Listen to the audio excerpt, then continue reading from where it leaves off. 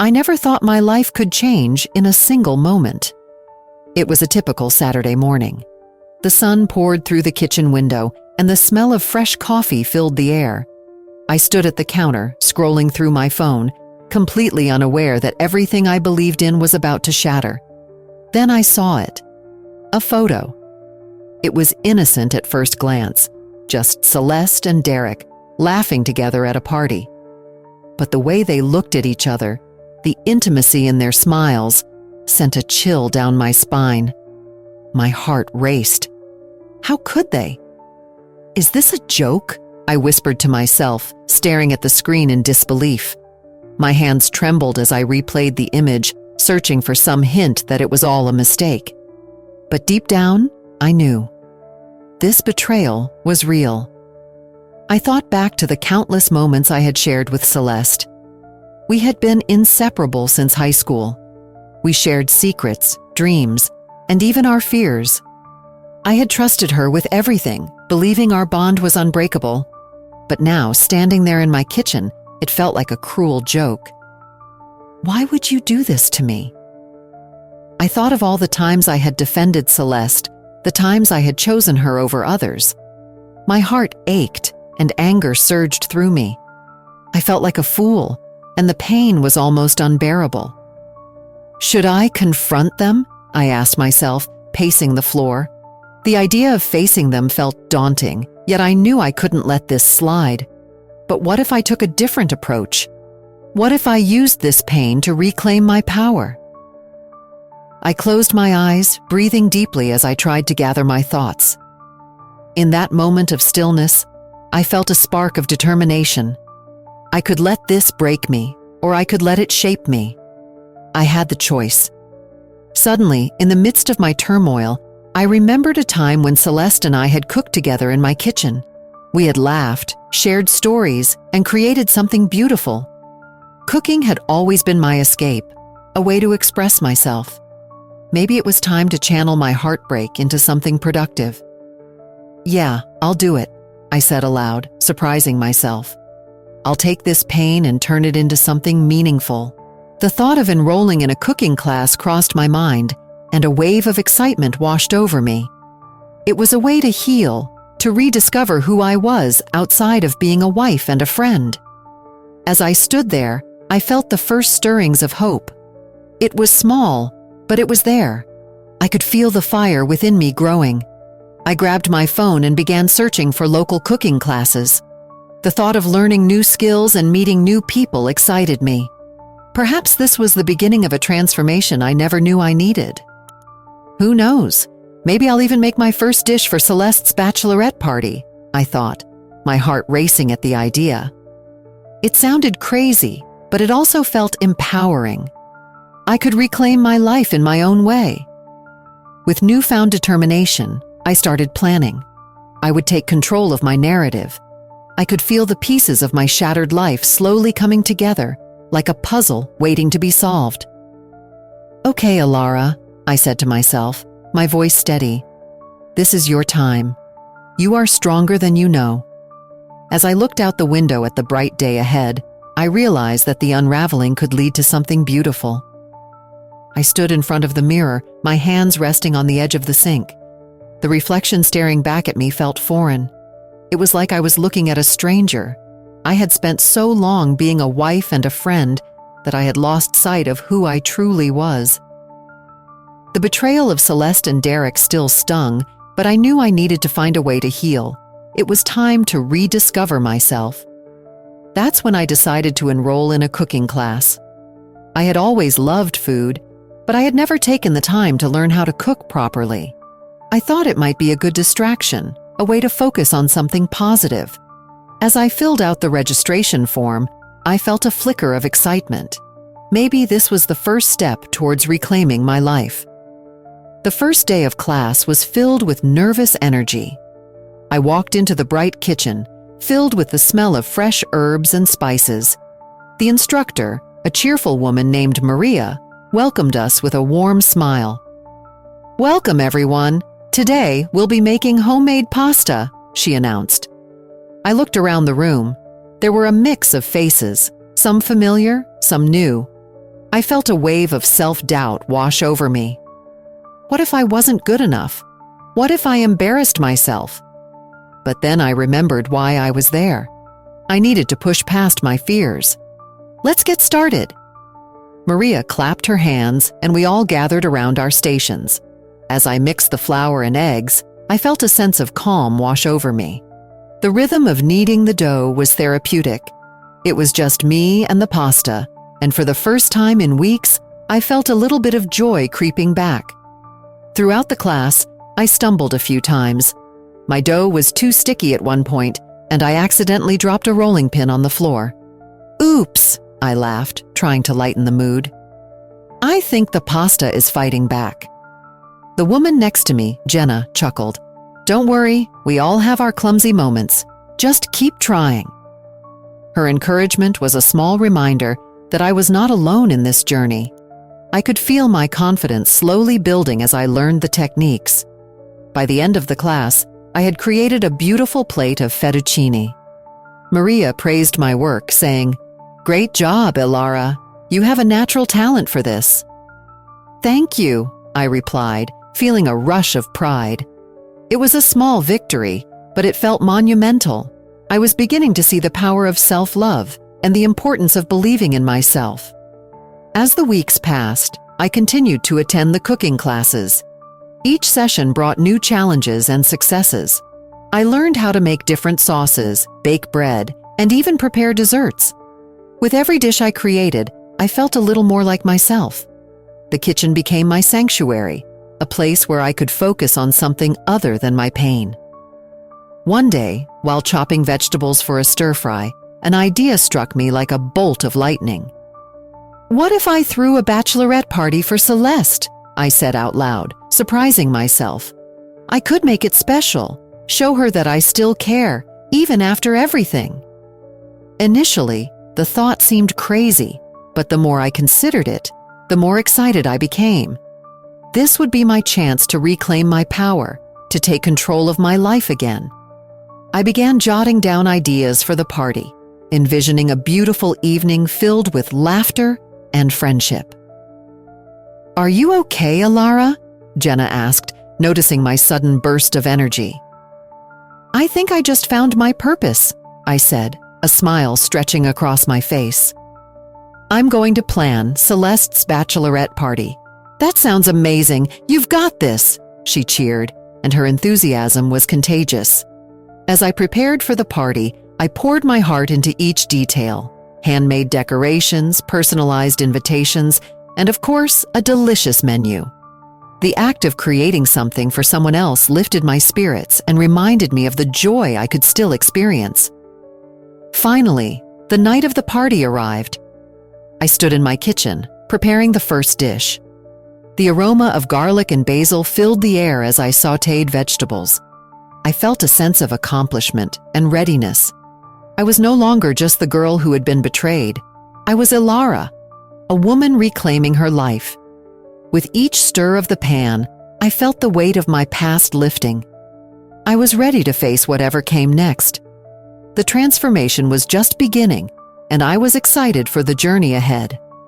The night of the bachelorette party finally arrived, and I could hardly believe it. I had spent weeks planning every detail, pouring my heart into this event for Celeste, the very person who had betrayed me. As I stood in front of the mirror, adjusting my hair, I felt a mix of excitement and anxiety. My friends were counting on me to be the supportive friend, the one who would help Celeste celebrate her last night of freedom. Little did they know, I had a different plan in mind.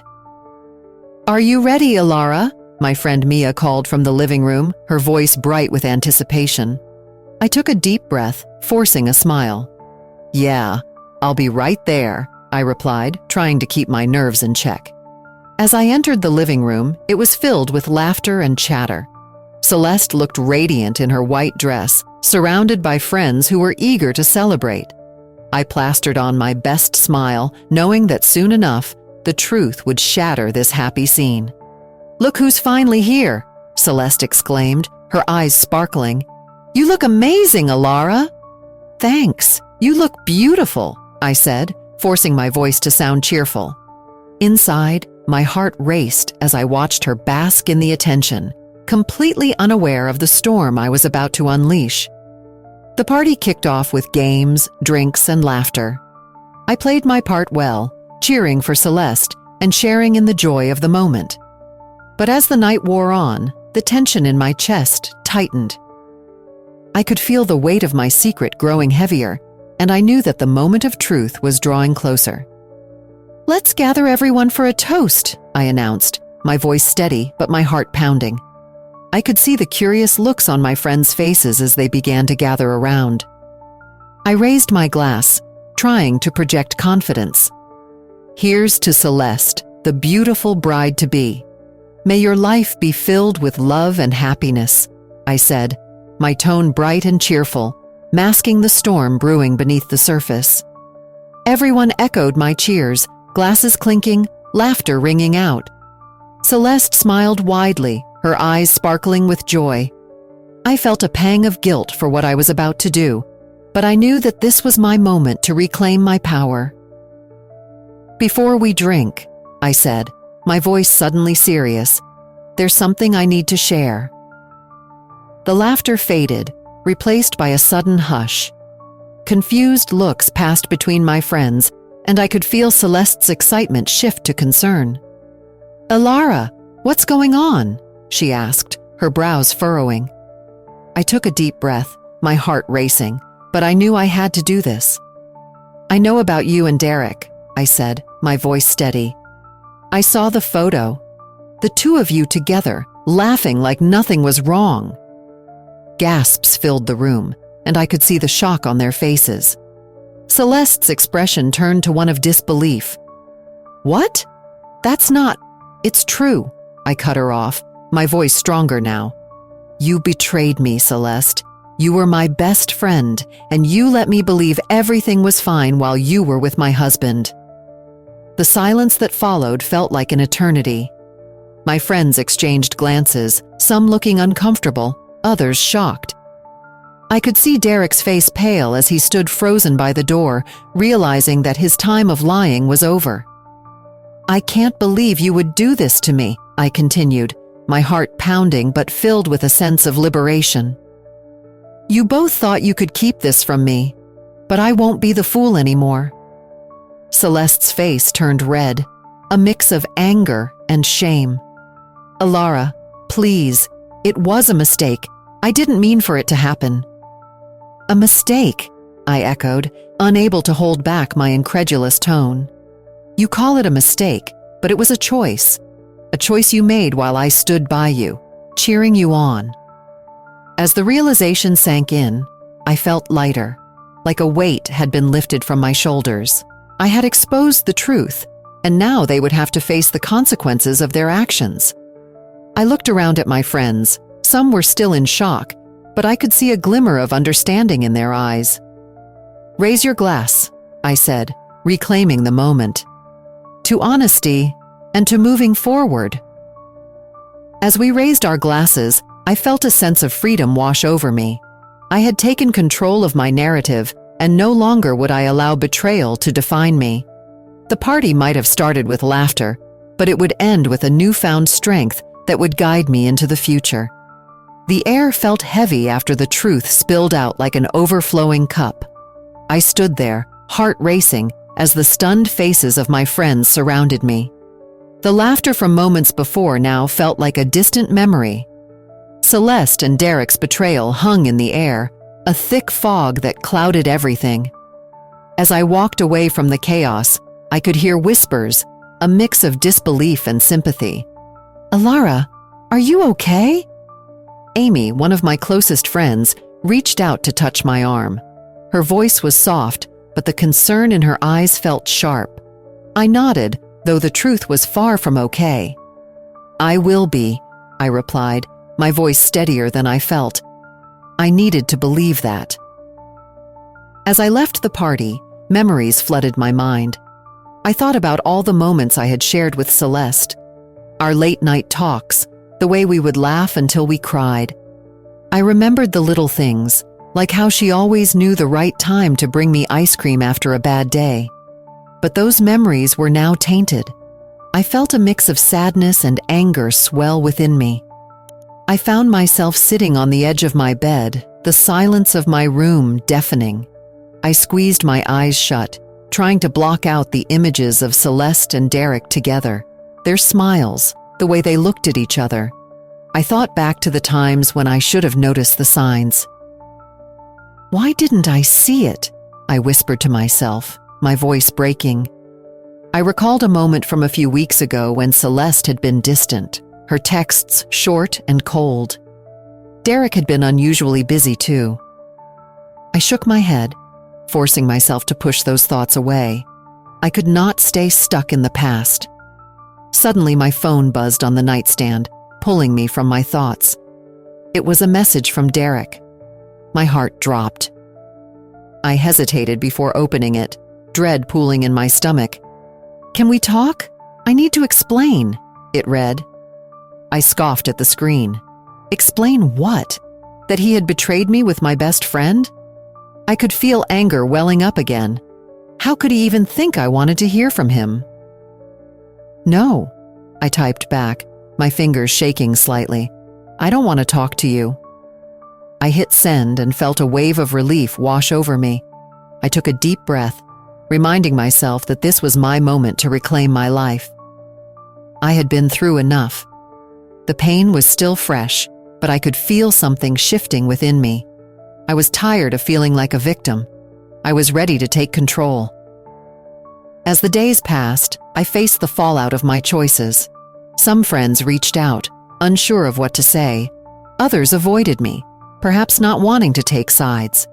I felt a mix of emotions, sadness for the friendships that seemed to fade, and anger at the betrayal that had turned my life upside down.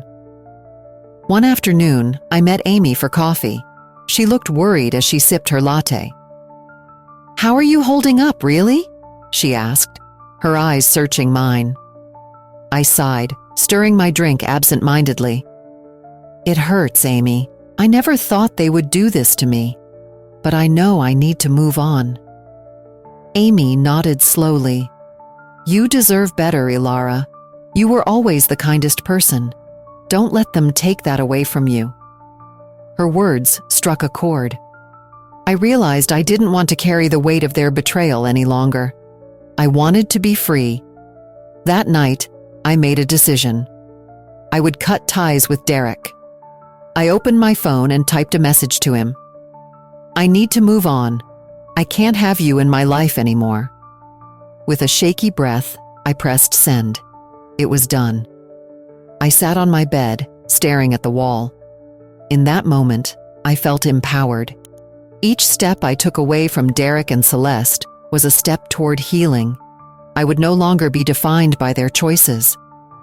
As I closed my eyes, I imagined a future where I could rediscover who I was. I would not let their betrayal define me. Instead, I would build a new life, one filled with strength and purpose. And for the first time since the betrayal, I felt a flicker of hope. I took a deep breath as I stepped into the art studio for my first class.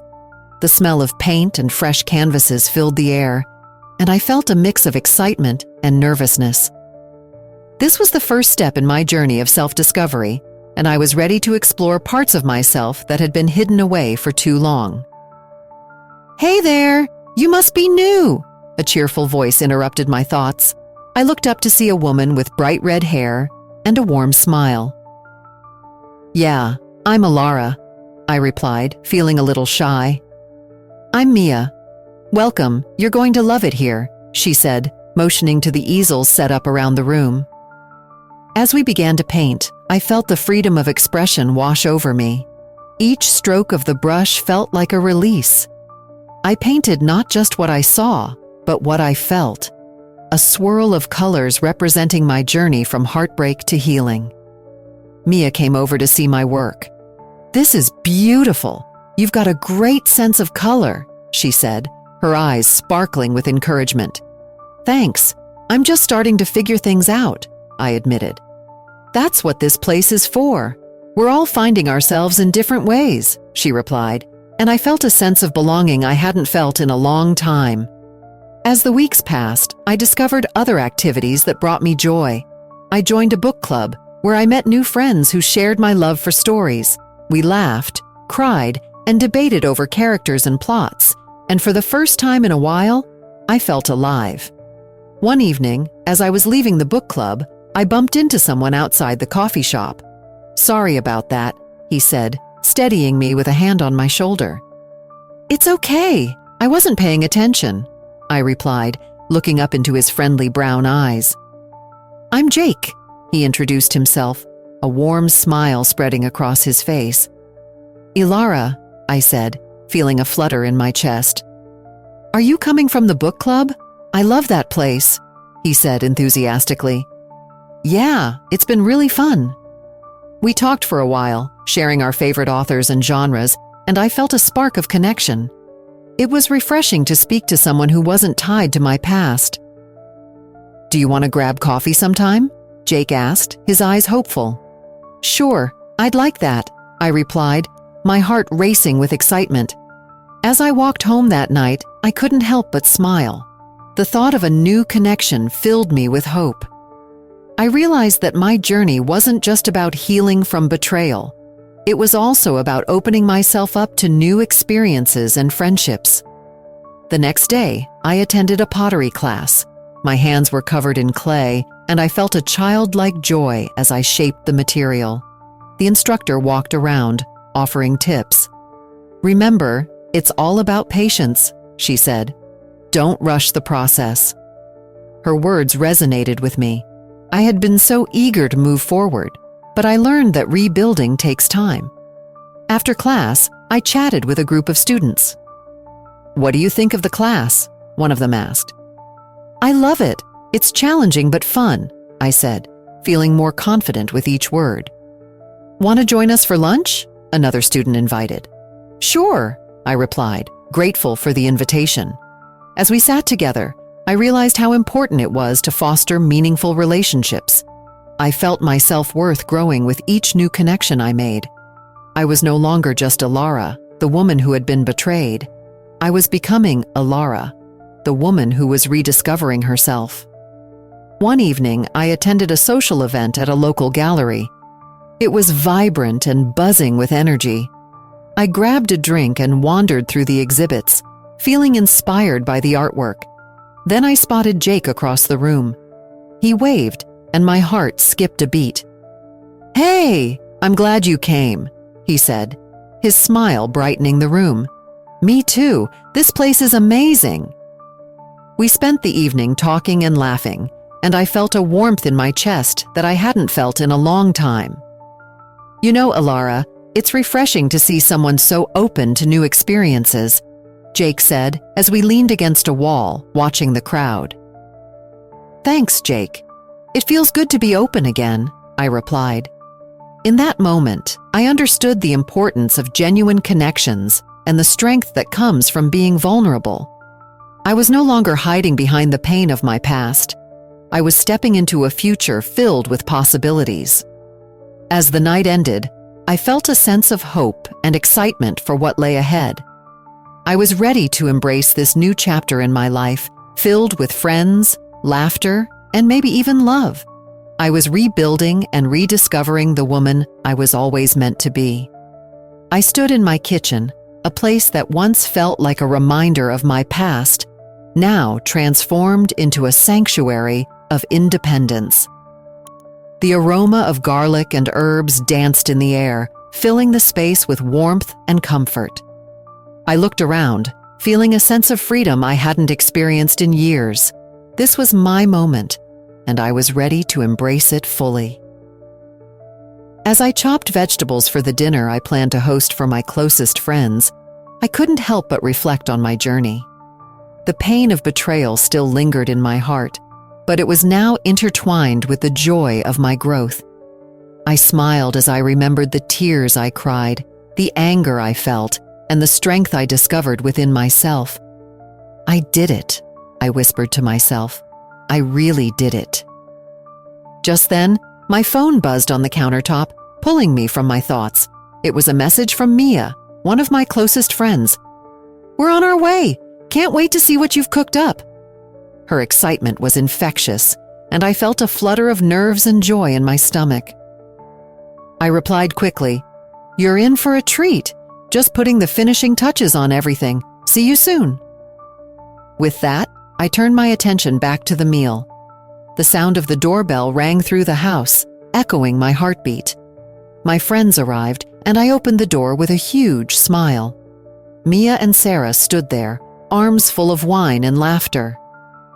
"Wow, it smells amazing in here," Mia exclaimed, stepping inside. "Thanks.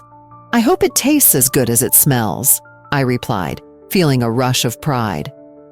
Sarah, always the jokester, grinned as she poured a glass of wine for each of us. "Ilara, you are officially a chef now.